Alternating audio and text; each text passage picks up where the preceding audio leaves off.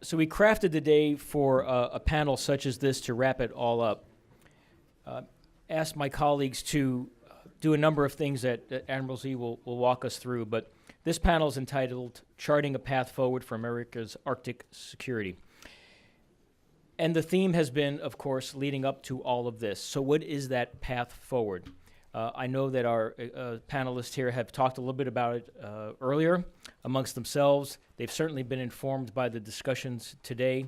We've heard a little bit on recommendations and paths forward, but this is a wrap-up as to get their reaction as to what they've heard, provide us some guidance and some thoughts, and maybe start pulling the thread on additional work that needs to get done by this community, other communities, and really setting the stage for perhaps yet another one of these programs, since we've already been asked to do at least 3 different themes off of this meeting. Now, we'll do a few, but we want to make sure that our work is purposeful and moves forward in a way that helps this community. So with that, I'll turn it over to Admiral Zukov. Okay, well, thanks, Mike. And your last comment, it reminds me, if you ever go into a small community and the religious revival tent goes up, and the entire town turns in, and boy, for the next 96 hours have they got religion. And it's not until the next revival tent comes around another year or 2 from now. So we need to do a better job at getting religion when it comes to the Arctic. And you've got a great panel here to address some of those very issues. So you might say we're coming down the home stretch, but quite honestly, we're now in the starting block as we start looking at a path forward and what markers, do we need to put down, as I alluded to earlier in some of my comments. And you've really got some expertise here to think through some of that. So as we, before we close this out, these are some of the must-dos that we need to address. Because if everything's important, then nothing's important. I think we have teed up a lot of the issues. We've had a wealth of talent to share their thoughts and their unique insights as well. And so with that, just a very brief introduction. I know you've met some of those before, but first, Jim Townsend, he's a global fellow here at the Polar Institute. He spent about 2 decades working issues with Europe, with NATO. He was also a Deputy Assistant Secretary of Defense. So he knows strategy, he knows policy, and certainly a thought leader in that regard. And certainly we have a thought leader in Sherry Goodman as well. She is here. In fact, she is a thought leader for our Wilson Fellows going forward as well. And she has an area of expertise that might make you scratch your head called environmental security. And what that might mean. We've talked a lot about environment, we've talked about security, but oftentimes we view those as being mutually exclusive. And certainly she has experience at the Pentagon in that regard as well. And then who you have not met, and who lived through the 7.2 magnitude earthquake. And I thought, well, we won't see Church, but Church has come to you. Randy Key, Major General in the Air Force, very distinguished career. He's first and foremost an operator. 4,700 hours in the cockpit, 700 of those hours in combat. But more importantly, he's a strategist as well. His career culminated where he was the Director of Strategy, Policy, and Capabilities at European Command in Stuttgart. And he is currently the Director of the Arctic Awareness Center, which is a DHS center of expertise. So what we'll do is we'll go in order. We'll start with Jim and we'll end with Church. I might tease up a few questions, but this is really your opportunity as well. So I'll meter the time and really want to hear from you. And if there's silence on the line, I can certainly throw a few curveballs at you. But Jim, we'll go ahead and start with you. Admiral Z, thank you very much, and it's great to be up here with you and also with some great friends, Sherry and Church, who I think we've shared foxholes for years, and Church and I particularly dealing with the Russians after Crimea, and it's great to have you back yet again in another foxhole. I'm gonna just romp through a couple of things and then move on, because I think questions are going to be the most important. But I thought I would start off with a little story on how I got into the Arctic business, and it goes back to 1989. And I had spent the 1980s in the foreign military sales world of the Pentagon. So it was the middleman between buyer of U.S. military equipment and the seller of U.S. military equipment. And as some of you guys know, that's how the DoD and the foreign military sales processes, the pipeline on how to do that. And I was in Spain. I had just gone over there, TDY, to talk to them about buying ships and that type of thing. And I was on the United flying back to Washington on the Great Circle route, and we took off and we went across the southern tip of Greenland, and the pilot came on the intercom and said, "Hey everyone, look to the right side because it's one of these rare times when the cloud cover over Greenland is gone, and you can see what Greenland looks like." And of course, the plane tilted as everybody was running over, looking out the windows on the right side, and I looked out my window, and it was, being from Florida, growing up there, it just looked very cold, very forbidding. Snow, you could see the little icebergs and the blue-green water and this type of thing, and I just shivered. I just saw that and said, "Oh, thank God I don't have anything to do with Greenland." I'm working in Spain, and I go home to Florida for vacations. I felt pretty good about where I was. 6 months later, I was standing on the ice cap in Greenland, freezing myself, going, how in the hell did I end up here? And that was my first of many trips to Greenland. And I was, in fact, standing on top of one of those die sites I talked about during lunch, which was the radar sites there in southern Greenland, having to tell about 12 contractors living on the site where this radar was. I mean, it looked like a offshore drilling derrick and with a radome on the top, and these guys were living there, loving living there, and I was having to tell them that they were going to be let go because we were closing that radar down. And so there you go. That was my introduction to the Arctic, and it never stopped. I've been working it ever since. So let me walk through a couple of things as we look at the must-dos, as we look at where do we go from here. Just some things that have occurred to me as I've been listening to a lot of people today. Talking yesterday, we had a very good conversation among ourselves about what we want to say. And the first thing I would like to suggest, and I'm not sure how we might want to do this, but over the past year or so, there is a lot of talk about what the Russians are doing up, and I'll put the Chinese aside, but let's just focus on the Russians. There's been a lot of talk about what the Russians are doing in terms of militarizing their part of the Arctic. And I've heard all kinds of things, wild things, squadrons and battalions and all types of things, depending on what point that the person was trying to make. And when I left the Pentagon in 2017, I'd read all the intel. DIA was looking at what they were doing up there, and I was reading with some of their original assessments. I think it would help us on the outside as we deal with that aspect of the Arctic, that there is established and a baseline, unclassified, that we all have a good understanding of what the assessment kind of is of what the Russians are doing up there. It doesn't have to be classified. DIA, if you remember, used to put out their assessments once a year on the Soviet military capability. And I just would like for us to all agree on what it looks like they're doing up there, so we don't go off and start making pronouncements or policies based on a wildly overestimation of 10 feet tall Russians in the Arctic. I'm not saying that they're not. I'm not here, saying, hey, there's nothing to worry about. What I'm concerned about is that there is a spectrum of views out here, and as we go forward and we look at what do we need to do in terms of security and defense in the Arctic, which is my perspective, it'd be great to have a baseline that someone puts out. I mean, the Wilson Center could do it. CNAS could do it. DIA could do it. I mean, we can do that, and I think it would be helpful. So I'm going to give you 5 not justs. That's going to capture, I think, of what some of us were saying this morning. The first not just is this. What we're seeing in the Arctic in terms of security and defense is not just a U.S. problem. And I think we really need to understand that more fully. My work in the Arctic has been on the European Arctic, which is also a U.S. Arctic issue, too, because of NATO.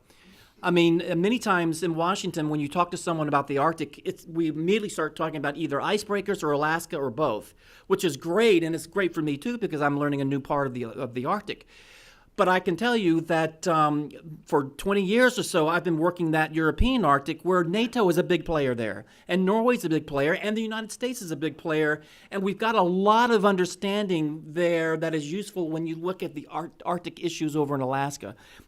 But I think especially important is to understand that With NATO comes allies, including Canada, that will help us work on these things. So the not just here is it's not just a U.S. issue, security and defense in the Arctic. There's a lot of us involved in this. Second thing is it's not just an Alaska problem, and it kind of goes back to what I was just saying. In Washington, I'm always the Europe guy saying, don't forget there's this part of it too, and we're linked into it because of NATO. So it's not just Alaska, there's this European aspect of it too. And so thinking of the Arctic, as we had said earlier, that stretches from the Bering Strait across Canada, Greenland, GI-UK Gap, that's one whole theater of operations, if you will. And having that holistic look is helpful. Number three, it's not just a PACOM problem, or Indo-PACOM, I guess as it's called now. I say that because when we were in Alaska at our conference up there, PACOM was heavily represented there, and you could see that they were wringing their hands over how do we operate, how does the Pacific Navy, if you will, operate up in Alaska, the problems up there, the need to get to understand that operating environment. And I'm talking about the navies here, not the Coast Guard, by the way. This is all oriented that way. So it's not just a PACOM problem. It's operating in the Arctic is a EUCOM problem too. NAVUR, NATO's MARCOM. You talk about Second Fleet, which is now stood up in Norfolk, that has an Arctic portfolio. So I mentioned to the PACOM folks in Alaska, I said, have you talked to the guys like Admiral Fogo out of NAVUR in Naples? Have you talked to Admiral Lewis there in Norfolk, standing up Second Fleet? And there didn't seem to be a lot of cross-fertilization between the Pacific Navy and the Atlantic Navy. And so I just want to make the point again that PACOM has access to a lot of people who probably know more about Arctic environment than those planners in Hawaii do, and that there should be a great cross-fertilization between them and lessons learned. And I'm sure that's happening now. But just to make that point, and before I move away from that, not just MARCOM, the Maritime Command in Northwood in the UK, which is NATO's Maritime Command. There's a lot of responsibility there as well as knowledge there. So just to make that point, it's not a PACOM problem. There's a lot of other military players that are involved. The fourth point, and this is not going to be real popular to say, but know my point, it's not just about icebreakers.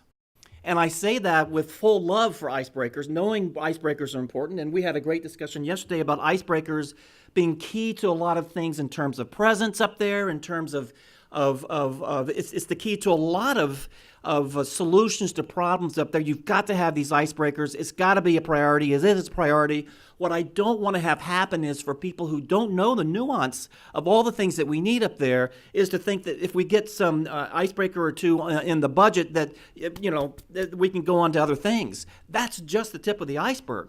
There's other things we've got to do. We've talked about infrastructure, whether it's military or commercial or civilian infrastructure. There's a lot to be done up there. We always talk about icebreakers for good reason, and it's a priority. But it's more than that, and we can't let people off the hook if they think that once they get icebreakers in the budget, we're good to go. The last not just is it's not just a new Cold War. And again, I'm referring to Russia here. It's too easy, and I tell you, Church and I both were part of this as we were looking at post-Crimea scenarios. I mean, we worked this day and night. It was always the strain not to just go back to the old Cold War playbook in terms of handling the Russians. I mean, that was the easy thing to do. We did take some pages from the old book. We're putting forces back in. We're doing a lot of things. But it's not just a new Cold War at all for lots of different reasons, which I don't have time to go into. But I think it's important to understand that as we look now, and I'm going to talk about the European Arctic here, as we look now at how the navies might operate with dealing with the Russians up in that European Arctic area, we talked about this morning, there's an artificial intelligence / machine learning / high-tech aspect of operating up there those tools that we did not have back during the Cold War days. The Russians that we're facing up there, their submarine capabilities are not what we were facing either. And both in terms of numbers, they had many more than they do now, but in terms of quality, it's much better now than what they had. So there's a lot of aspects that make it different.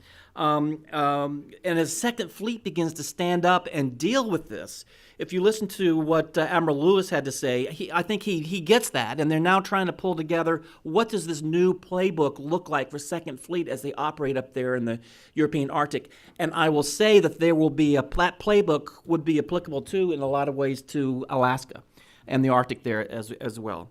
And so the last point before moving on is just that at the end of the day, it's going to be resources. And we've said that over and over and over again here. That's always the case, no matter what issues you're dealing with. At the end of the day, it becomes resources. But it became apparent to me and this morning as the question was asked about, so when are we going to see some gray hulls up around Alaska?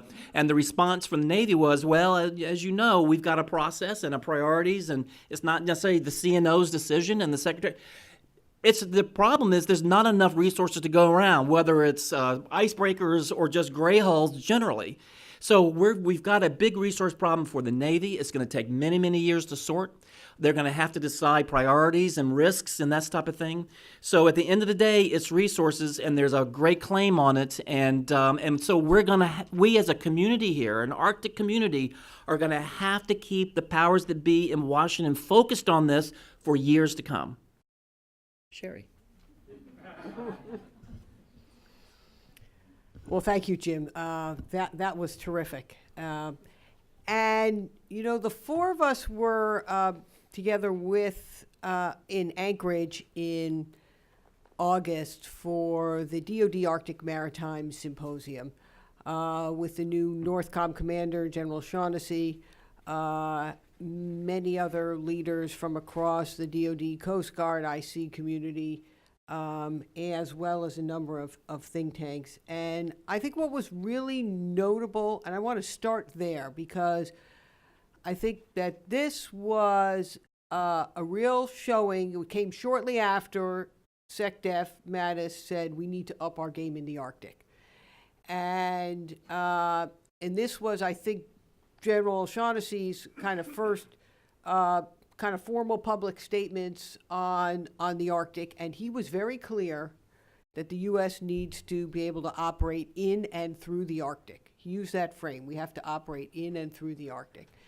And I think that's quite significant. Now, let's recall that we have, the U.S. has long had presence in the Arctic. We know we've been dealing for 50 years with the threat of nuclear or other missile attack from the Soviet Union, now Russia, China, and North Korea.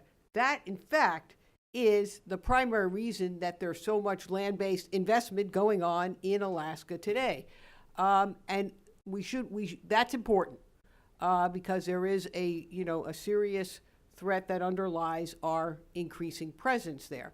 But we at the same time have, and I go back to my portfolio, which was called Environmental Security in the 1990s. First and foremost, at that time, it meant cleaning up from bases we were leaving, many of them across the north. You might remember, some of you will remember, that Senator Stevens is actually the father of the Defense Environmental Restoration Program. Senator Stevens created this program in part because he wanted to see World War II sites utilized by the U.S. military cleaned up and restored for Alaskans' use. And so during the 90s and continuing on till today, that program, which I oversaw, works to sort of restore and turn back and make these sites environmentally secure for the communities in Alaska and elsewhere in the U.S. And in Europe, we did that in Europe. And at the same time, we've also learned that military-to-military environmental cooperation can help build trust and cooperation and understanding. And it can reinforce the presence that we need to have in certain regions, whether we're working with enemies, frenemies, or our true allies and partners.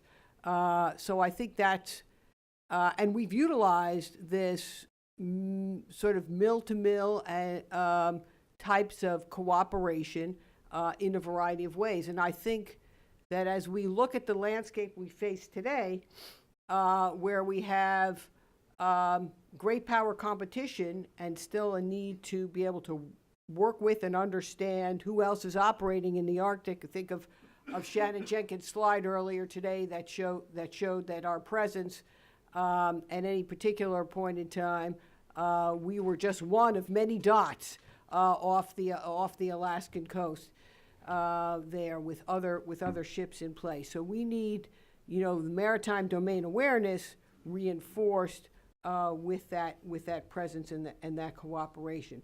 So I want to take note of, since we're here partly as a wrap-up panel, to say what have we learned that's new and different. What's come out of today that's different, and many of you are working this as part of your daily portfolio. So let me reflect some of what I think I've heard, and I want to commend our colleagues who've come from the government today and shared with us their new and updated strategies in their work, because I think it's very significant. I took very much note that Iris Ferguson talked about, and the Air Force strategy. It's long been a strategic buffer, and now it's porous. And so in thinking through the Air Force with its significant presence and growing presence in the Arctic is also preparing to face those challenges. I think that's important. And also, I think what is also significant in the Navy's presentation by Jeff Barker, that he took note of the need to have, the Navy recognizes it needs it has to have a long-term view. And as I've been, and as many of you have in recent years, been watching and observing China's increasing presence in the Arctic, with its not only becoming an Arctic Council observer, but creating the Polar Silk Road, being a near-Arctic state, strategic deployment of science, increased ship visits, increased collaboration, strategic collaboration, and opportunistic with Russia for resources. I think it's all, and noting that China has a long-term view of its presence in the Arctic. Including potentially the fish, when that Central Arctic fishing moratorium to which it signed, in 16 years, and we'll all be observing how those fishing grounds, and Admiral Z talked earlier about how, the fish stocks are moving northward, so at some point there may be viable fisheries in areas that are not where they are not today. So it's important that we note that we have a long-term view as well. And so I want to commend my U.S.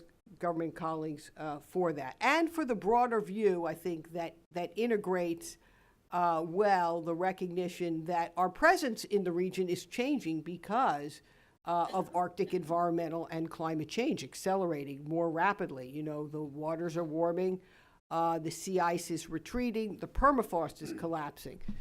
And at the same time, because of our required military presence to defend against the threat, I think it also gives us a unique opportunity to innovate in this region in ways that I say we are seeing in the high north, in countries whose Arctic is different than ours.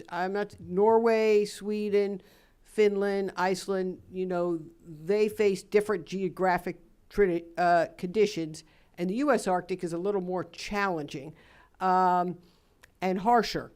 And at the same time, the demand for innovation, resilient infrastructure, and predictive capabilities that enable us to make sound decisions based on good data is becoming ever more apparent.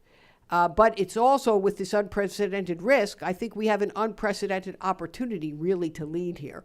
And so that's why I'm excited to be part of this the Wilson team, but also to really further enable our work here in this area. And I think that increasing the presence and using the presence to sort of innovate in important ways as we look to build resilient infrastructure and predictive capabilities, and really further integrate our science. We've always led in the U.S. In Arctic science. I think it's going to be increasingly important that our science capabilities across the range of U.S. academic and laboratory institutions reflect the needs there. And then, of course, working closely with our allies and partners. I'm pleased that so many of our allies and partners were here today. Canada, Greenland, Finland. I'd say the others were here, at least in spirit, if not actually in presence. And as we look at kind of working with them and creating, for example, a North American Arctic construct, I think that's going to be increasingly important. And then also working with our Nordic allies, also very fundamental. And we shouldn't also forget, our other Asian allies, Japan, South Korea, Singapore, also have significant capabilities in this area.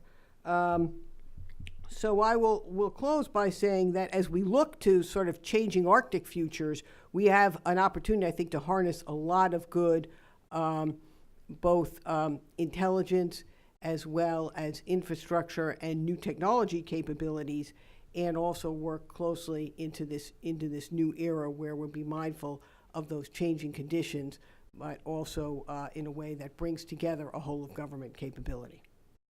Thank you. Thank you, Sherry. Church, over to you. Thank you, Admiral. Jim, could you pass me the clicker? Yeah, that'd be great. Well, first of all, some of the pictures in the paper that came out on Friday would indicate the entire city of Anchorage has been leveled. And let you rest assured that is not the case. Everything's fine. We got a few roads tore up, a few buildings knocked over or knocked apart a bit, but overall, the city has come through it quite well. And in fact, last week I'd say I had two significant events. And the first one was just last Wednesday. I was walking my dog and I slipped on the ice and managed to wrap my head on the pavement pretty hard, on the ice pretty hard. And so afterwards, a little bit of reading about, so what are some of the after effects of this? They said, well, you can be either confused or confusing. So I spoke to some of my colleagues, said, well, what's new here? How do we know something's new here?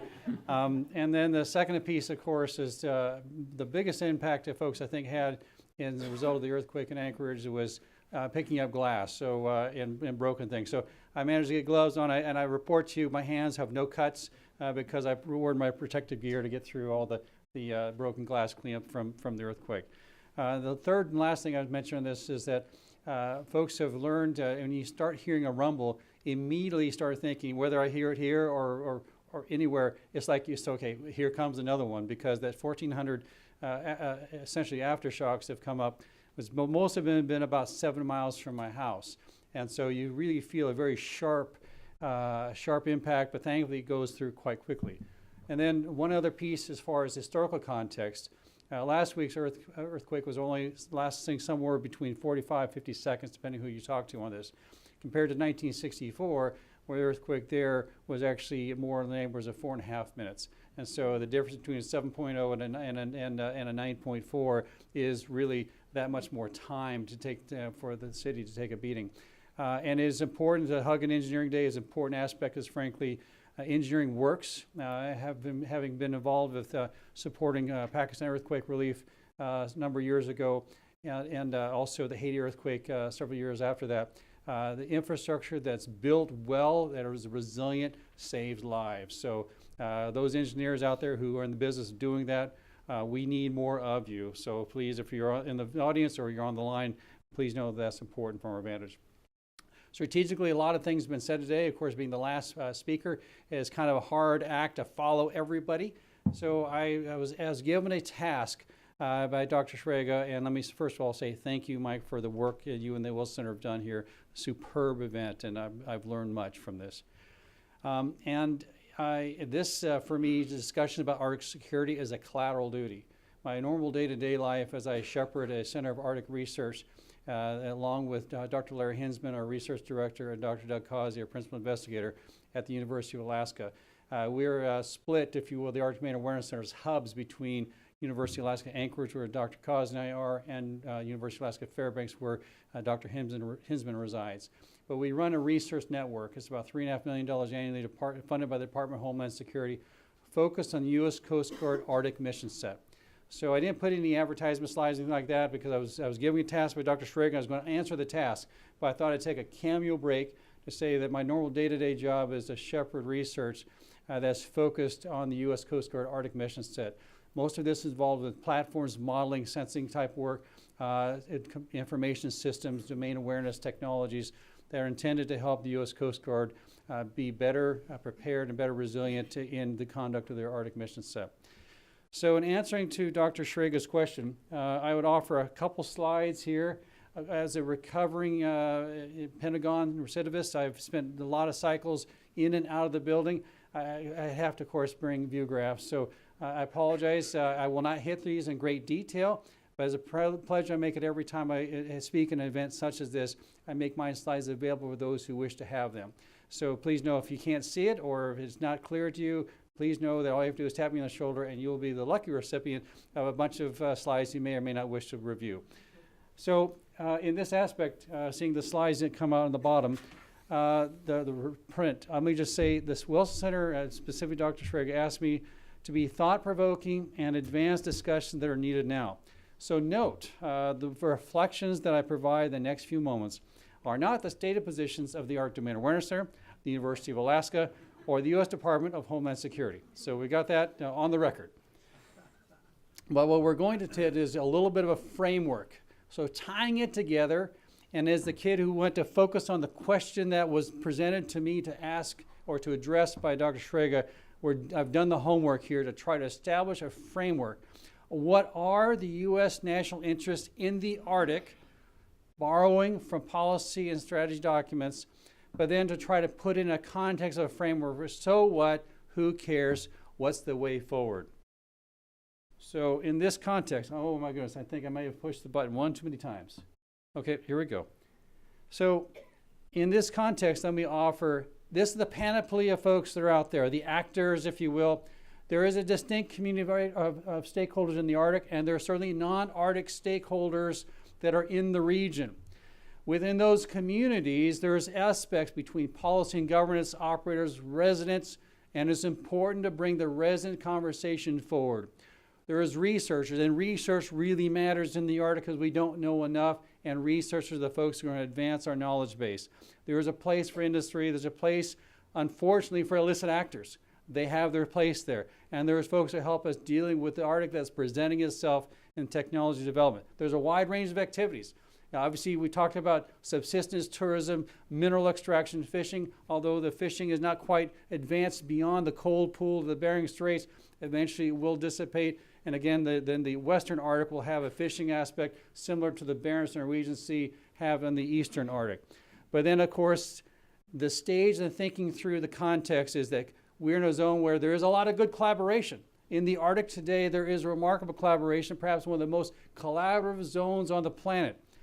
Of course, that is now being seen as more, being cross-latched against more competition, and of course, the opportunity for more contesting. So we've talked a bit about where Russia is in this. The question is, strategically, is Russia acting out of a position of fear to secure their own Arctic coasts, or are they looking for adventures in more Arctic adventuring? Do we know? And the question is, yes. The answer is they're defending what they consider theirs and projecting power and seeing opportunity. Of course, we spoke about China. China is about opportunities by investing and creating they're using their narrative and investing dollars where people will take those dollars, or yen or yuan, whatever it is, I can't remember. But story short, China is playing as economic leverage and working a comprehensive political narrative that's being taken multinationally. There, as mentioned earlier, lots of non-Arctic states. Well, a non-Arctic state is a non-Arctic state. The idea of a near-Arctic state, I haven't quite figured out what that is in Webster's. I've looked, but I haven't seen, quote, a near-Arctic state. So until Webster's describes it, I'm going to kind of still scratch my cranium on this. Industry, of course, has right reasons to leverage the Arctic for gain. We wish them to be doing it safely, smartly, in a way that minimizes the impact of the environment. Communities, okay? Our Arctic Sentinels in the United States are those people who live along the western shores of Alaska, the north shores of Alaska, and our Canadian colleagues in the North American Arctic, and of course our fellow colleagues in Greenland, which still remains as part of Denmark. So those communities and their resilience and their ability to sustain themselves and their presence matters. Illicit actors right now are taking advantage of undergoverned spaces. That's a fact, and I've heard it too many times to not take it seriously. Technology does help all of us if leveraged right. Okay, working two things. I am a pilot, so I can do this. I used to be a pilot. I can't say that anymore, I guess. What are our strategic national interests in the Arctic? Well, since there's not a, quote, hard definition of this in the NSS, I can pull out the U.S. strategic national interest in the Arctic. Number one, it is our citizens who live in the region. It is our U.S. sovereign territory. It's our fisheries, it's our marine mammals, and it's the seafloor where chemicals or petrochemicals are harvested, rare earth minerals, etc., and the attendant ocean environments. It is, of course, our ability to secure the maritime approaches that intend, again, in our national interest. And of course, borders, coasts, and ports. It is in our national interest to seek the preservation of unique and fragile flora and fauna and the Arctic indigenous cultures. Environmental and cultural security do contribute, and they're part of national security. We want to be able to operate quickly across the Arctic in a safe manner. We wish freedom of navigation for friendly nations. We wish safe and coordinated and responsible commercial activities. We want the region free from conflict and confrontation from belligerent nations, and also free from unchecked criminal activities. So with this as a catalyst, or so with that as a backdrop of our national security, what's different now? And obviously we hit this hard, so I won't go in detail. But I will say that in some rapidly warming Arctic makes it easier for folks to get there. The threshold to get there is easier. On the maritime spaces, at least seasonally, it doesn't take an icebreaker to get there in lots of places. So with increased human activity, you have both good folks and bad folks. And the question is, do we know the difference?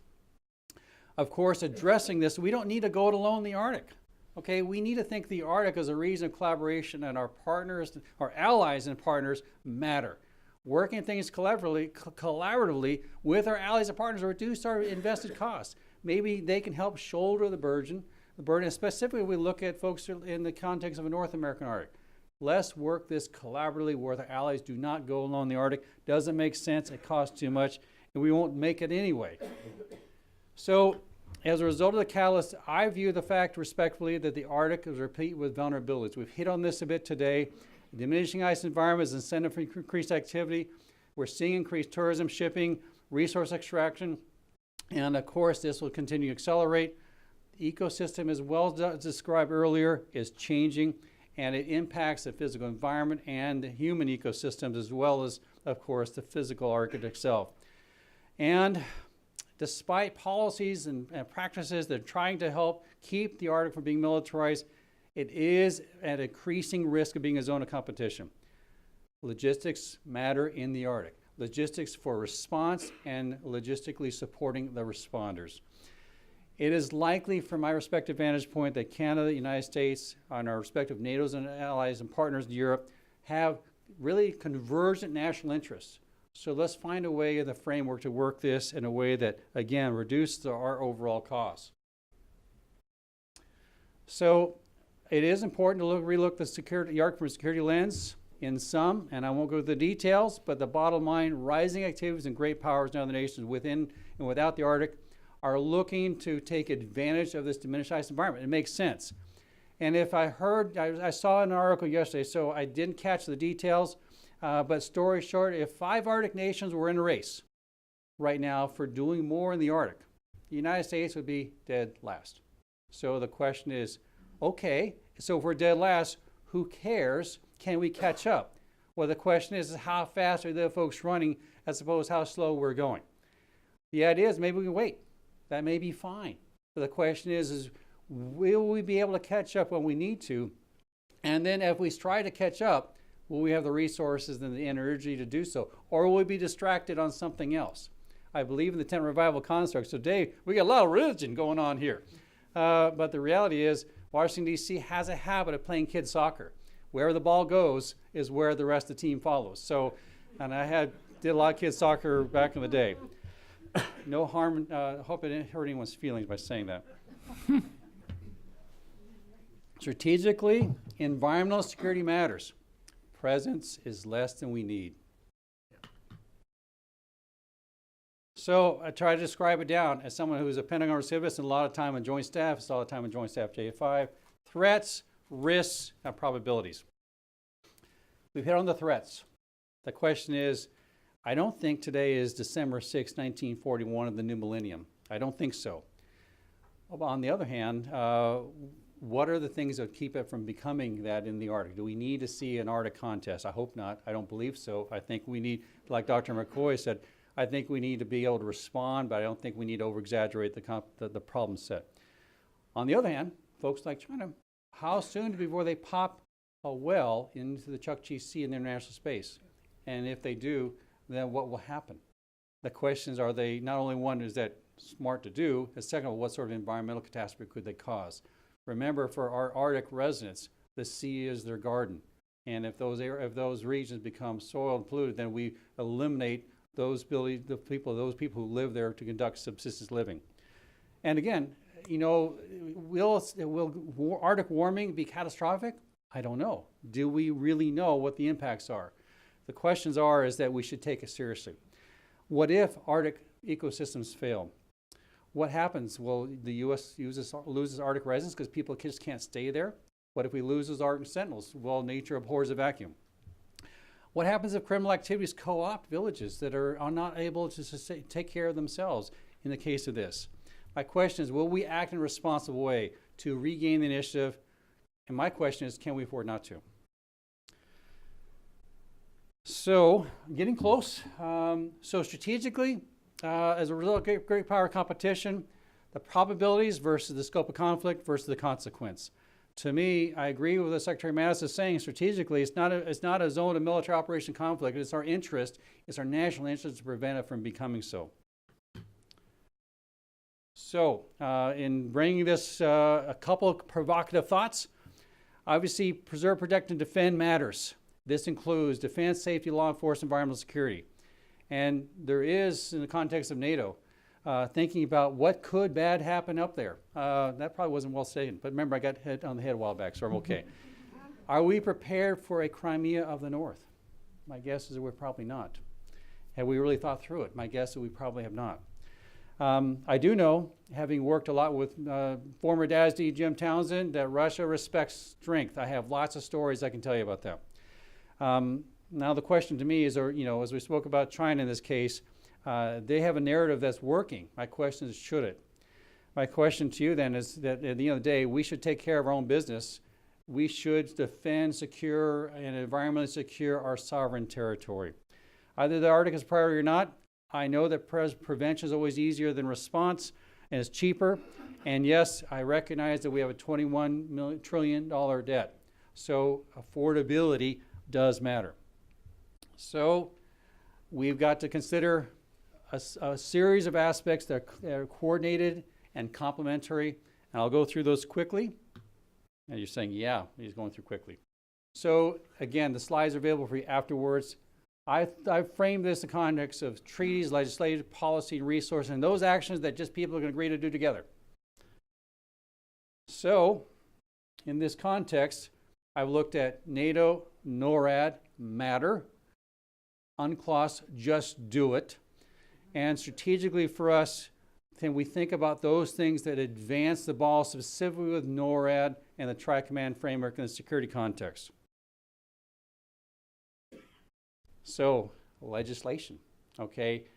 This boils down to authorities. Right now, many security law enforcement types can't do much with each other, and they live in cylinders. And you think about from a Canadian-U.S. vantage point for North Atlantic, we just don't do well at all. We do really well militarily, and we don't do well with law enforcement between borders. We should fix this. We also should take a look at things that affect the Alaska Natives who live there, and it is 1971, a long time ago. And the Alaska Native Settlement Claims Act has been something that's been sitting out there, just done well. And frankly, I think most of Alaska would agree with that. It's time to maybe take a look at it in a diminishing environment as environmental change impacts those people who live there now. Policy matters. Obviously for us, that the Permanent Joint Board of Defense between Canada and the United States is one opportunity that's under strength right now. And it's one way to advance not only the military, but the law enforcement security part of the conversation. And I'm no longer in uniform, so I can say this about a 4-star shooting me. And that is the idea of the Unified Command Plan. Admiral Z, you hit it earlier. I have religion. I'm right on your wing. I couldn't say that when I was in the Pentagon. But it is time to relook the alignment of forces based in Alaska and who their combatant command and OPCON to. Respectfully submitted. And then things that strategically matter. Let's bring the conversation where it's, I love the idea of a round table, okay, because we're all peers and it can be family business. Grow a big tent. Strategically, think about an Artic, U.S. Arctic Leaders Roundtable, a non-hierarchical gathering of federal, state, and Arctic community. And maybe we make a Canadian-U.S. version too. I don't know. Resources, yes, we're constrained. I got it right? Yeah, okay. I would offer, though, that security-focused logistics is way lagging. Our communication sensing is making small gains. The United States Coast Guard, okay, is someone that does a heavy lot of lifting for our Arctic to secure and defend our Arctic interests on the surface. And frankly, they're grossly under strength. For you take a look at their mission and you look at their resourcing, and I can say this and get away with this because I'm just a university guy, but strategically, our nation should take this more seriously. Our Coast Guard needs to be more properly resourced for the mission that they shoulder for our nation in the Arctic region. Absolutely. Okay, well, I got religion with Jim, so we'll got go my job. Go with that. And then there's lots of things we can do with no significant preconditions. Just figure out, and this is a framework, and I won't go through the details, but there's a lot we can do that we're not doing right now, and this is the proverbial tip of the iceberg, pun intended. So in sum, Admiral Z saying, I never thought this young man would finish up. It is wise to consider that we're overdue in preserving and protecting our national interests. The question is, are we going to take this seriously? Will we get religion beyond the end of this meeting today? My guess is likely not as much as we should. But if we at least keep moving the ball forward, then maybe we can find some way more to our advantage in the long term. Let's play the Arctic for the long ball. Let's play it comprehensively. Let's find a way to align our efforts so that we're all shooting in collaborative fashion and not shooting each other's target. But remember, everyone has a role to play if we're going to do this right. Other nations take this approach. Whole of nation is not a unique U.S. invention. We don't necessarily do as well as we should.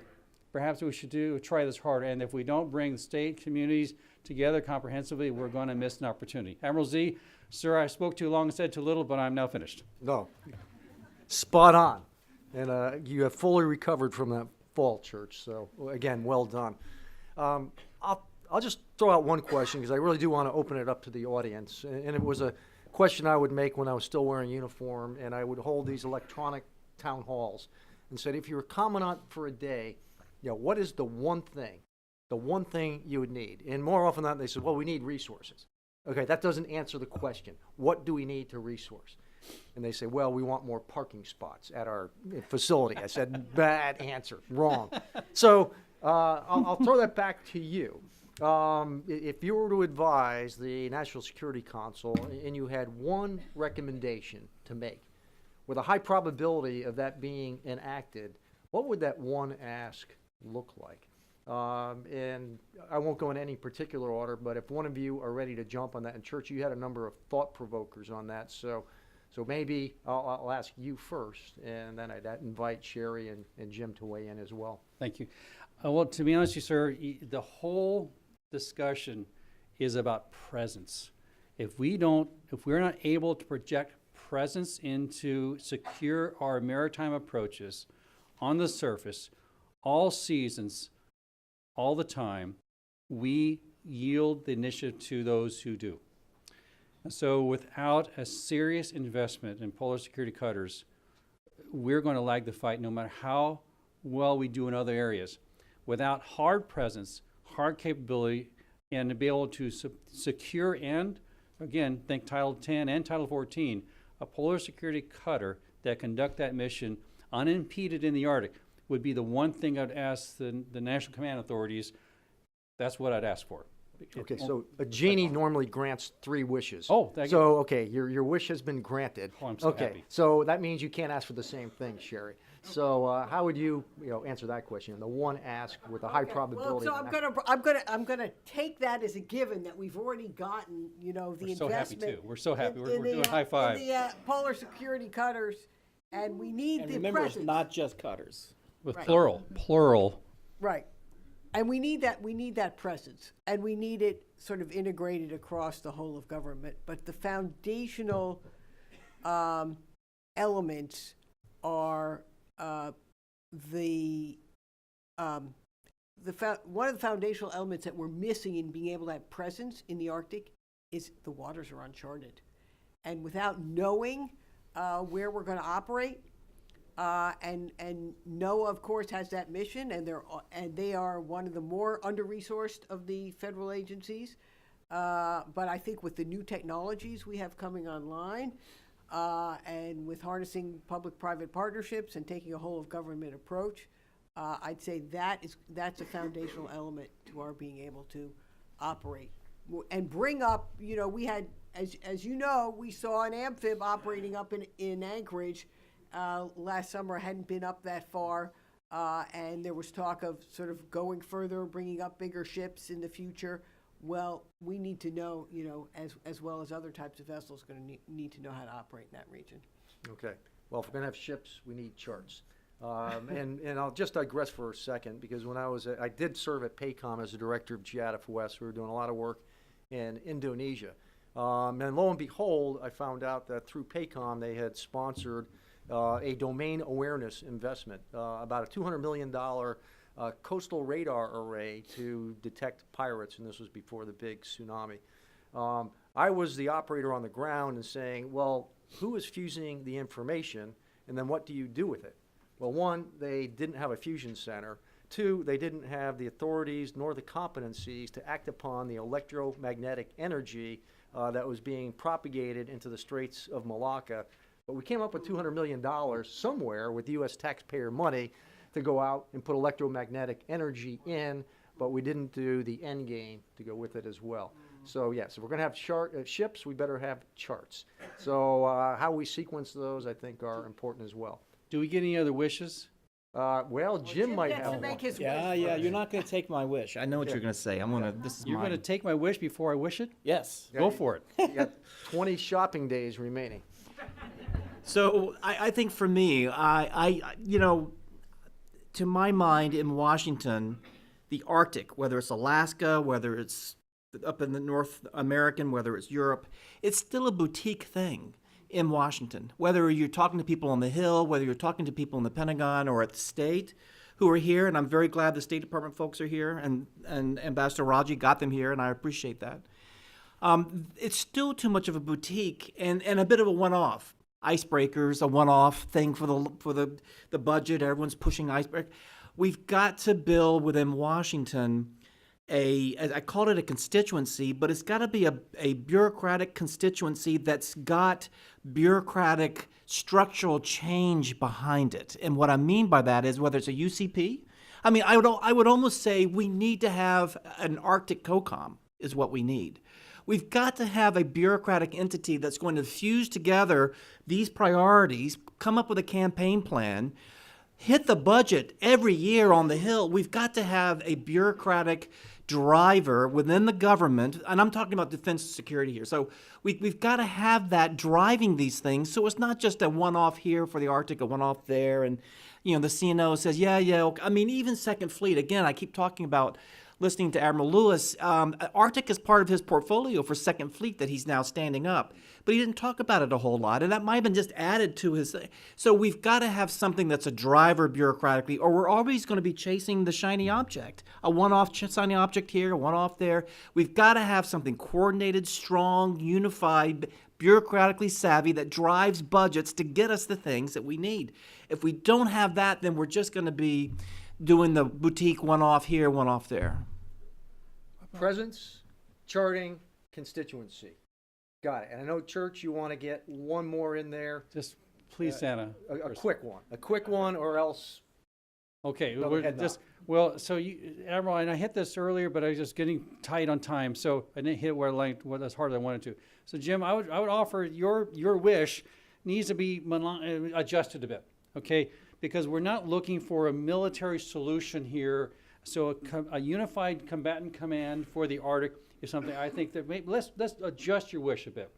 I think a joint, multinational, multi-agency, interagency, and multinational, among the coalition of willing, task organization that's focused on Arctic security and in a broader sense makes more sense than a let me finish. Church, that's what I said.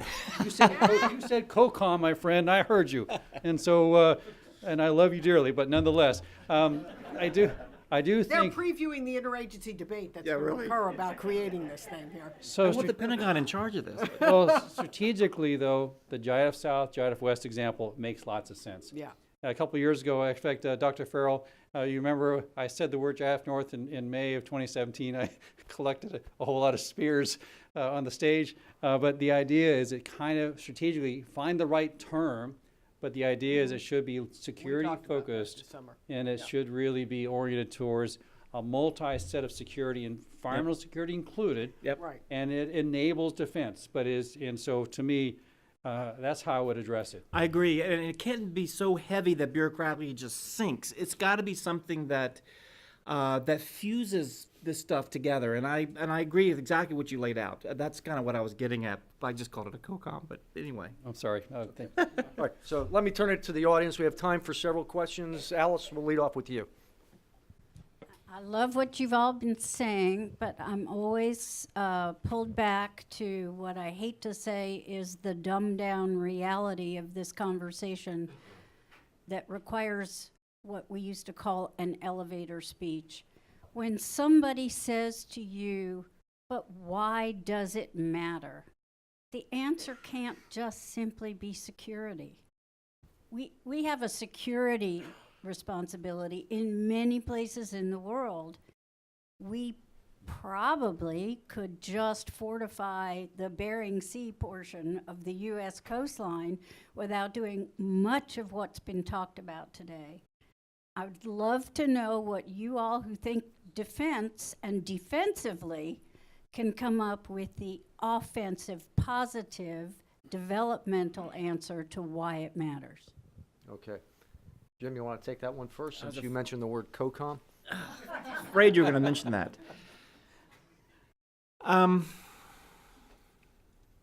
Number one, I think you're absolutely right, and I will say that when I have spoken out during the course of the day, and when Mike and I talk and Sherry, I always bring the defense and security side to it anyway. So that's just where I come from. Church has done a great job here grabbing that and saying it's more than that.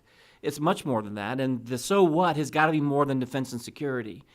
It's an interesting point because in Washington, that defense and security thing, the Russian, the Chinese, is driving everything. It really does, and it's driving the money. If we're going to pitch for an icebreaker, we're going to call it a cutter and say it can carry weapons, and then all of a sudden people are starting to listen, and then you paint the Russians as 10 feet tall to scare everyone, then you get your money, and so security and defense becomes the driver, and that's wrong. Because it becomes the driver, but it also creates these impressions that whether the Russians are 10 feet tall or that other problems, particularly in the Alaskan Arctic, don't matter, whether it's environmental or climate change or all those kinds of things. Those little buds, they wither and die in the great shadow of the oak, which is all security and defense. And so that's wrong. I think I heard enough today where I can sit down and give a more holistic view of why it's important and the role that security and defense play, which is just over here. But right now in this town, it's a feature of Washington. It's a feature of current events, the Russians, the Chinese, the Silk Road, et cetera, and it just seems to play well in the Congress that we've had to deal with now in the past, which is changing. Where if you paint it in defense and security issues, you're closer to getting what you want.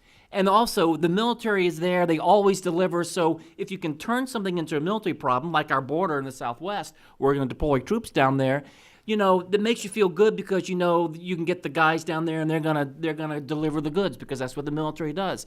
But you're masking the magnitude and the nuance of the problem. So I think you're absolutely right. So I've sat here and I've admired the problem for you, and I've scoped out where I am. But how to fix that, I don't know. But I think it's closer to what Church was just saying about my COCOM idea into something else. Yeah, and I will just say that security has second order effects, and prosperity is a big component of that. Cultural norms all play into this as well. So security means different things to different people, and I was going to bring this up in our closeout is the strategic narrative, that people get it at the end of the day. But Sherry, you talk about environmental security. Again, sometimes people view those as mutually exclusive. So your insights on that question? Well, I mean, the changing Arctic environment is shaping and driving sort of the geopolitics we see today, as you well know, Alice. So I do think we have to be able to walk and chew gum in this region. We have to be able to talk about great power competition and Arctic climate change in the same sentence, because they're both happening. And I thought Shannon's slide did a very good job with the 3 circles earlier, to show that national security has various dimensions. It's sovereignty, and it's all the things we think of in terms of military presence. It's also stewardship of the resources that are so foundational, from the fish to the ecosystems to the biodiversity, and then it's the safety and the human dimensions and resilience. And we have to be able to tell, and it's the people of the Arctic, and you know that yourself quite well. And, the near-term risks that I think we are unprepared for are an oil spill in the Arctic, which could be much worse than the Exxon Valdez accident, or a search and rescue incident. And, Admiral Z and others have talked about, we're upping our ability to deal with that, but there are a lot of risks. There are a lot of different cases and scenarios that you could posit where a ship is in trouble or people are at risk that we will not be able, just with Coast Guard and, local assets to rescue. And so we're not building a military capability to do that, but the military will be sort of the reach back capability in some of those situations. And then I think we have, with the great power competition in the region, becomes this possibility of miscalculation. We didn't anticipate what was happening in Crimea and Ukraine and those incursions. And we're, the story about what is this illicit trafficking on our own borders in the region is still not well understood and well told. Not well told probably for very good reasons, but at the same time, we have to be prepared to defend against those risks as well. Yeah. Church. In 1867, the United States became an Arctic nation. We reaffirmed our commitment as an Arctic nation in 1959. In the Constitution's preamble, we talk about providing for the common defense and supporting the general welfare. If, in fact, as our Arctic residents are included under that umbrella of our Constitution, that's why this matters, to defend our citizens, defend our territory, and to provide for the general welfare. So to me, this is we are United States as an Arctic nation. We need to take these Arctic responsibilities seriously. If we don't, frankly, I shudder to think who could take advantage of our lack of action and our lack of interest. Yeah. Okay, we'll take 2 more questions. Shannon, we heard, we'll call on you because actually the slide that Sherry alluded to is your bootleg Canadian slide. So, and then we'll close out with the last gentleman over here. So we've talked a number of times today about Navy's participation in Trident Juncture up in the European Arctic. And Jim, you've alluded to the Arctic portfolio being part of Second Fleet based out of that great near-Arctic state of Virginia. So, again, I'm not trying to diminish that at all. It's great. There's a lot of positives associated with that, the Navy's participation in the European Arctic. But if you take their participation in the European Arctic and Second Fleet's location in context with the slides I had up earlier showing the lack of U.S. sovereign presence in U.S. Arctic, are we sending unintentional messages to both our international partners and competitors? What are we saying to those groups? That's a great question. It's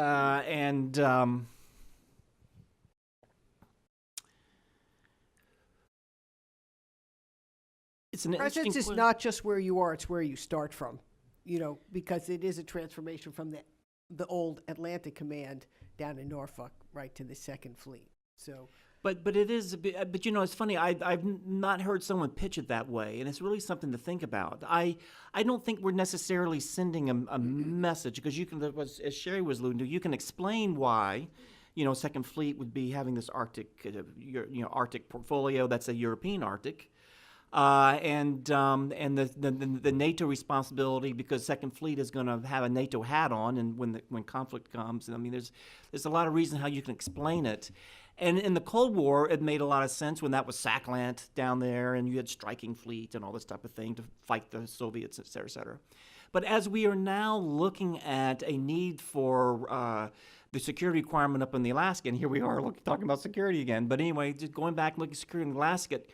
If I were Alaskan, I think I might say, well, where's my Second Fleet? Hey, great that you've stood up Second Fleet and they've got an Arctic portfolio, and Admiral Lewis talked about all the things they're going to be doing. It's going to be lean and agile and all these kinds of things, and all the allies, and they're ready. But how about us over here?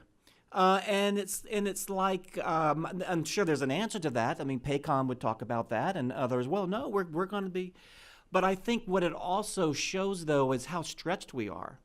Because during the Cold War days, yeah, we had Second Fleet and Sacklant and all the naval assets in the Atlantic, and we weren't so worried about things in the Pacific at that time, and not as much as we were worried about the Atlantic. This is during the Cold War. Now, in the Pacific, we've got not just a Chinese problem, which is where all the ships are right now, by the way, but now also this requirement to be able to do better up in the Alaskan Arctic. So where's it coming from? So it's an interesting point. I mean, what's the message to the Alaskans? I mean, I would think they would want to say, are we going to get a fleet with an Arctic portfolio too on the Pacific side?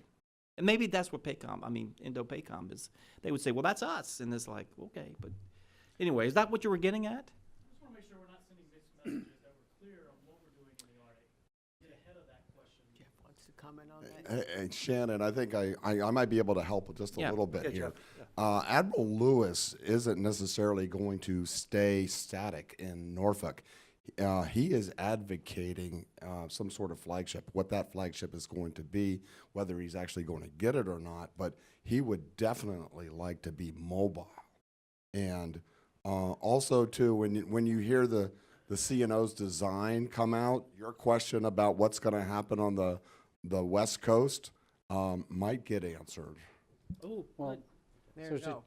strategically, I would offer just a complimentary remark to two things. Number one, in the Cold War, Sacklant dealt with the fact of preventing and deter, dissuade, and then prevent exploitation through the maritime domains of the Greenland, Iceland, United Kingdom gap, right, from the bases in Murmansk and Kola Peninsula. So strategically, that was then. Now the question is now, is it something to help that we'd prevent exploitation from, or is it a preventative, depending on how the potential competitors would take this, to prevent us from responding north? So you kind of take the old paradigm and flip it on its head. That's point number one. Point number two, the fact is basing really matters just little, okay? I mean, why we have a central command based in Tampa, right? Just because that's the way people figured out and the legislators are all happy with it. So strategically, it shouldn't be about what the basing is, really the effects and the presence forward is what matters. Where headquarters live, not all that important, and especially in a world where telecommunications allow for greater connectivity wherever you need to be. Then the last part I would say is that, in context of a Second Fleet versus a Third Fleet versus the United States Coast Guard, when we talk about the day-to-day mission set, and then, again, if we do the day-to-day mission set right, we deter and dissuade through presence and projecting power forward in areas that could be contested if we don't. So to me, less about a second fleet versus what is our maritime presence, and that should be more of grow a bigger tent here. Is a Coast Guard and Navy problem set, not just a Navy problem set, because U.S. Coast Guard has that joy of having both a Title 10 and a Title 14 responsibility. They need to be equipped for both mission sets and postured accordingly, says I. Okay. Yeah. We'll take one last question. Yes, in the middle here.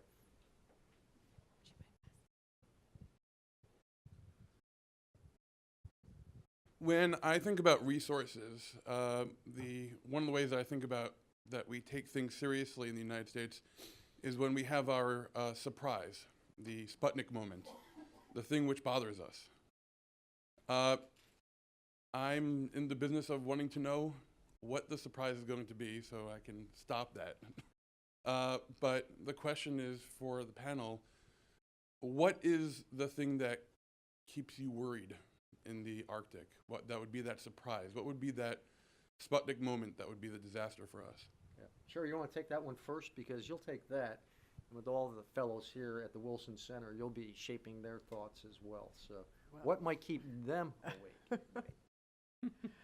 Well, I don't know if I could live up to that standard, but I do think the things that keep me up at night about the near-term risks of operating in the Arctic are, as I said, an incident where a Crystal Serenity or another, tour ship has an incident that requires a significant search and rescue, or a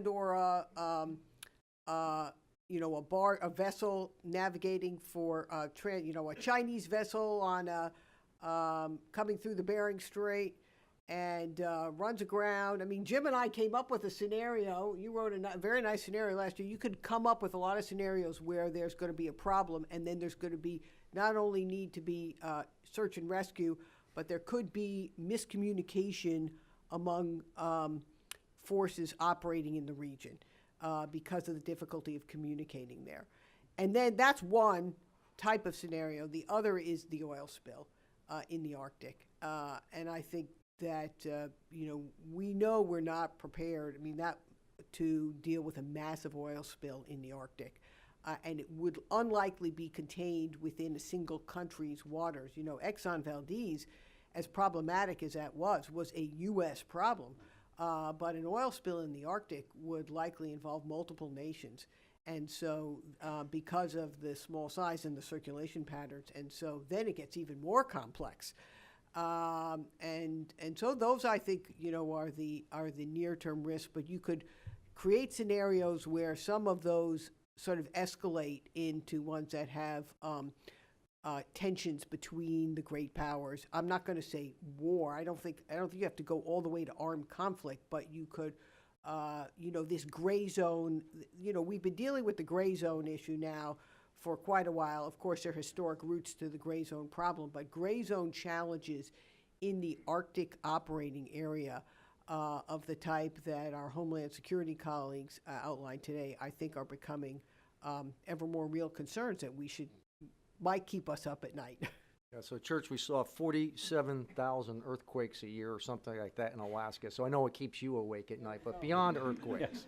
Well, it's like Jerry Lee Lewis had his moment in Alaska. So our center, this is a great question. So, gentlemen, sir, thank you. One of the things our center does to tackle that problem is that we actually go to the U.S. Coast Guard District 17 commander. In this case here, it's now Rear Admiral Matt Bell.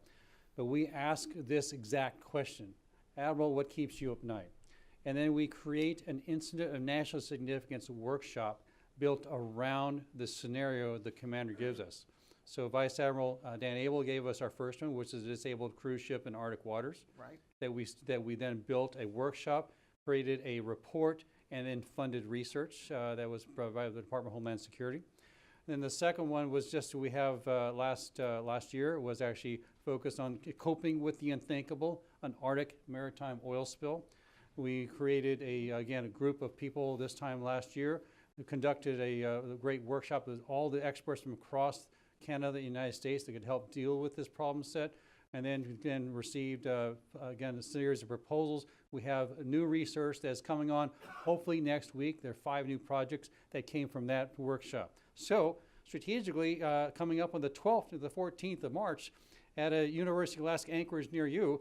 It'll be the next Arctic incident of national significance. We know now Admiral Matt Bell has put his thumb on this, that what keeps me up at night is a persistent problem set, a persistent natural disaster in the Arctic that doesn't go away near term. So make it long. So we're actually now in the business of planning how we could make this happen. 3 things: plenaries, tabletop exercise, and breakout groups. It's again to create the right report, the right RFP, to get the right proposals, to conduct, again, operator-driven research to respond. So thank you for that question.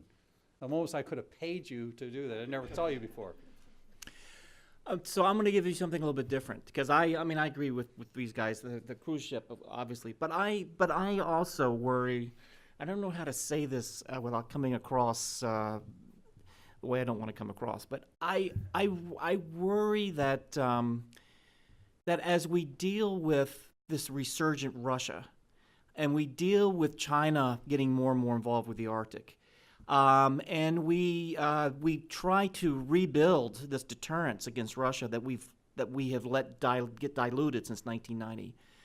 That we not just the United States, but maybe we the West, because it's not necessarily a U.S. thing, and it's a Russian thing too, that we through our actions over time create a military tension up in the Arctic that no one wants, and that we've been able to avoid. And now I will say that we've always had military tension up there. It's not like it was some peaceful,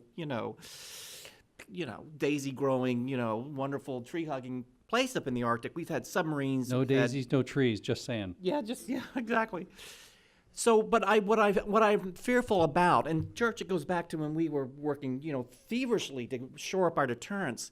I wouldn't want to, at the end of the day, get to a tipping point and then provoke the very things that we don't want up there. We don't want to militarize up there. We talked about that a little bit yesterday, and of course you brought it up earlier today too, and so did Sherry. Not having the Arctic being militarized is a great thing. Not having outer space militarized is a great thing. And same thing in Antarctica, for God's sake. I mean, I lived through the Cold War. I was in the Pentagon during the Cold War. Some of you guys were too. I'm not Pollyanna here either. But if we're going to have a militarized Arctic, I'm fine with that, as long as our eyes are wide open that this is what's going to happen. And it's a pity. I mean, I think about the Alaskans. I go back to your question, at least my interpretation of your question. The Alaskans who are fishing and doing all those things, the Greenlanders, I've been in Greenland quite a bit, and I have great love for the Greenlandic people. They don't want this. And so if we have to have it, then we have to have it. And I'm ready to go in there, eyes wide open to do it. But I don't want to provoke it if we don't have to. And that's why I go back to this intel thing about the Russians. I want to make sure that we're going in there with both fists for the right reasons. And then we're not building something out of the Russians or the Chinese that's bigger than they should be. The idea that we've got in the Arctic squadrons of aircraft, backfire bombers, so we've got missile sites, and then we're going to be going in like this, and I'm ready to go myself. But let's make sure that's the case, and let's all go in there with our eyes open that we're now, doing this. Let's don't provoke it. Let's make sure that we're prudent and we know what we're doing. That's what I want to make sure that we do, and that's what keeps me up. Well said. Okay. We don't want to keep you up any longer, but I do want to thank each member of this distinguished panel, Jim, Sherry, Church. Thank you for your insights. Thank you for your one wish. I think that's a couple of key takeaways and even what keeps us awake here at night as well. With that, I think I'll turn it back over to Mike, but let's give the panel a round of applause.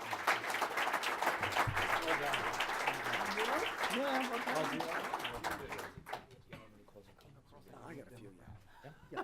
Want me to stay up here? Yeah, I'm going to ask Admiral Z just to give a couple of closing comments. Then I have a couple of things, and then we'll wrap up the day and get on to our reception. Admiral. Okay, so we talked about being a reactive nation, and so it was 104 years ago when Titanic went down. At that very point in time, we were going to disestablish the United States Coast Guard. We were actually called the Revenue Cutter Service at the time. And then with the loss of life, we need a Coast Guard. Not only that, we need an international ice patrol. And so to this day, 104 years later, we are still flying the International Ice Patrol out of Greenland. But it took one of those black swan events to wake up to the fact that we operate in a cold water domain and we didn't have the capacity to respond. So I think we heard a lot today, some great thoughts, some great ideas, but what is it going to take, to not just kick the can down the road, but really get the vehicle on the road and let's get moving down the track. So that's one of my takeaways. If there's a couple of common themes that I've heard is what is the strategic narrative on the Arctic? What is it that's going to sell the bureaucracy, if you will, that this is an area that we need to prioritize, we need to invest in, and these are the near-term investments that we need to make. And so when you start looking at that, what is the command and control structure for the Arctic? We've bounced some ideas around. It clearly needs to be more about just security. It needs to be science informed. But if you're going to stand this up, if you stand up any campaign, the first thing you need to do is what are your assumptions? And more often than not, a plan will fail if you don't get the assumptions right in the first place. And many times we like to plan for the best case. And we don't really plan for the worst case scenarios. But what are the assumptions? The strategic narrative, and here are the assumptions going forward. And the assumptions really need to be global in their view. And they also need to be very skeptical in terms of our ability to resource. We've got an aging population. We've got a $21 trillion debt that we're servicing. In fact, to pay the interest on that debt alone within the next several years will exceed the appropriation for the Pentagon. It's going to be about $840 billion a year in interest, and it's going to go up over time. So that's a very real threat that's out there as well. So I think that's just something that we need to plan on. And then if you're going to plan, three simple strands that you need to weave together: ends, means, and ways. And we really need to define what the end state needs to be, and it really goes back to those assumptions. And then the ways and the means is really the resource piece to get there. And it may come down to what can we afford to do. And if it comes down to what can we afford to do, it gets back to Church's piece up there. What are the risks that we are willing to accept?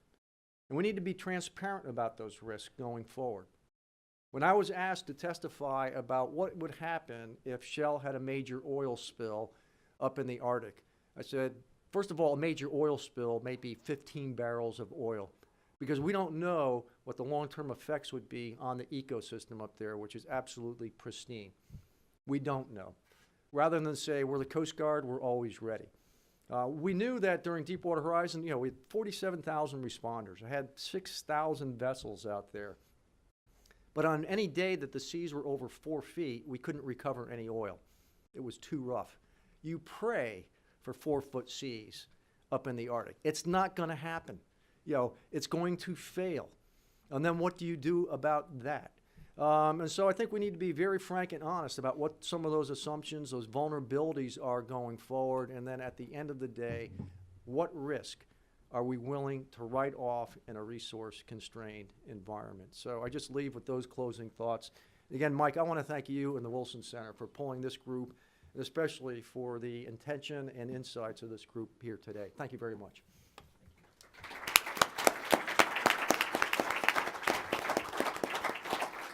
Mike, And could I just add one comment to that? If I said no. Very short. Oh, yes, of course. Okay, because I do think, thank you. You really captured it all, and Admiral Z, with that comment, and I think it was reinforced. I meant to raise this earlier through the National Climate Assessment that was released last week, signed by 13 federal agencies and released by, and I just want to quote this one statement because I think it's very timely.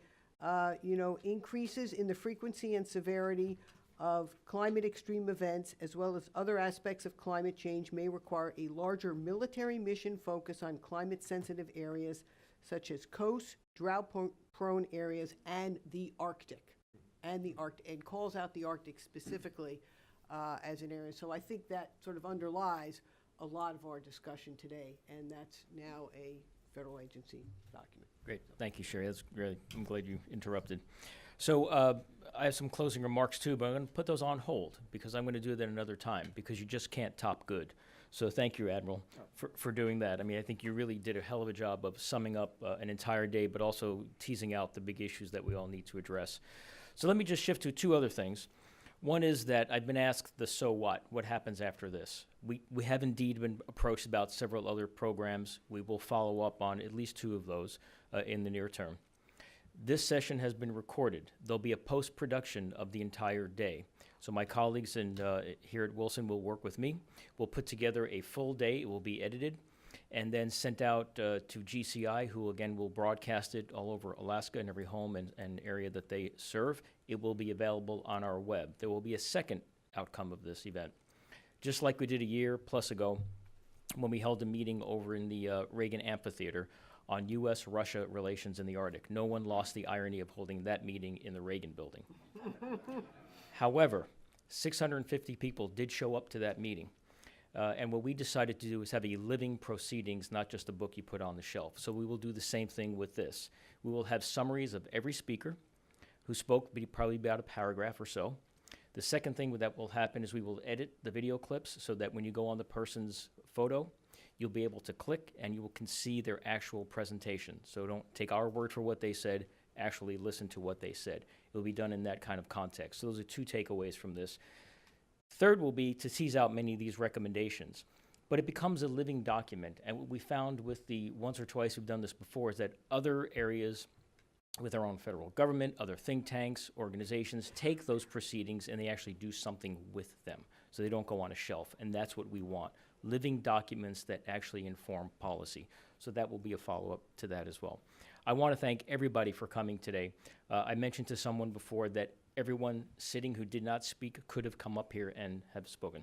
So we had a room full of experts. They were on panels, but they were also in the audience, and many of them watching online. So I want to thank you all for doing that. Church, let me give you a special thank you. The foundational work done by you, ADAC, ALCOM, your colleagues in Alaska at the university, really did help us build on this program. So I want to thank you. And we're going to look forward to working together on furthering this relationship. To Dan Schaefer and Lockheed, Dan, thank you for allowing us to be a part of this and also helping us to think through many of the things that we talked about here today, not just from a Lockheed Martin perspective, but from a U.S. perspective and our allies' perspective, the more global perspective. So I want to thank you for that. I don't do this alone. So I want to thank Marisol Maddox, who's sitting here. You've seen her run around. Marisol, please stand up and let me embarrass you. Thank you. Marisol Maddox, she is one of our interns. She's a student, and she interns for free. I know. But she really has been so essential to this entire program. And as many of you know, Jack Durkee, my associate, everything that we do here at the Wilson that comes through our program works through Jack Durkee. Simply without Jack as my partner, nothing would happen here at the Polar Institute. So I want to thank Jack as well. Church, I will note that the kids' soccer analogy, I will be using that. That's a fantastic one. I want to get serious for a minute and then tell you where the reception is. I, too, think about the future Arctic. And I've been asked what keeps me up at night when we give several briefings behind closed doors. And what keeps me up at night has gone from the oil spills, the crystal serenity, environmental change, coastal communities that are threatened, lack of food, water, keep going, right? I mean, it'll keep you up at night. It's a bad 1953 horror movie if you let it run in your mind for a while. But the thing that I've been thinking about more often than not is not just regional with the Arctic. I've been thinking about something far different. I've been thinking about either P squared or PP, which is post-Putin. We talk about Russia's positioning and assets and all that, but I think through what's happening now in China with some long-term leadership there, and you're watching what's there, but Russia as a country is run in a very interesting way. It's all led by Putin and oligarchs and centers of influence. And so when I think about the Arctic, I can no longer separate Arctic from the rest of the globe. So what keeps me thinking overnight is what happens after Putin? Who takes the place? What structures will be lasting, and how then do decisions occur, and how are we best positioned to think about the post-Putin? I know there are a lot of smart people thinking about those things, but simply I think that should be a part of our discussion when we think about the future of the Arctic, future about Russia, and also China. What about those leadership structures? What about those decision-making structures? Because that could happen tomorrow and 20 years from now. But we need to be thinking about that as a nation. Now, on to something really important. And that is our colleagues at Acoma have made it available to us to have a wonderful reception downstairs on the first floor. So downstairs, there are adult beverages and non-adult beverages. There is food. It will be a small ceremony down there, just a couple of minutes, but I want to thank Acoma for supporting that effort. And it's downstairs on the first floor. There are interns down there that will show you the way. It's right as you leave the building. But we want to capture you for a while, talk with your colleagues. We want to thank you all very much for being here. And again, without Lockheed as our principal underwriter, this program simply could not have occurred. Thank you all very much. Please join us for the reception.